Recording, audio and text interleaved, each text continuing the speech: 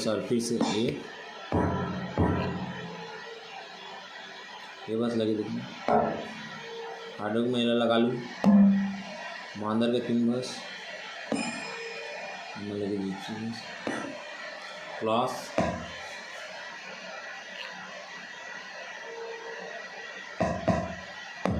Base है ठीक है अपन हिसाब से रख लूँ। अंदर के व्यू बताएगा अंदर के व्यू को देख सकते हैं अंदर के व्यू एक आवाज़ थोड़ा सा बढ़ा लूँ दे ठीक है थोड़ा सा बढ़ा लूँ एक थोड़ा सा कम कर लूँ एला छोड़ दे 0 में एला हल्का सा कम कर लूँ वैल्यूल तुम्हारा अपन हिसाब से रख लो भाई वैल्यूल में अभी ये कर दे ठीक है मोड़ में क्या स्पीकर फट गए थे वजह से देख सकते हो 40 से रखूँ एक ट्यून मिला लूँ एक बार काबर के मोर है हाई क्लास 0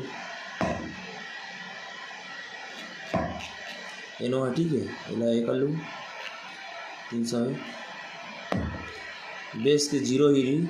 ठीक है। तो अच्छा लगे इसको लाइक शेयर चैनल सब्सक्राइब कर दो भाई।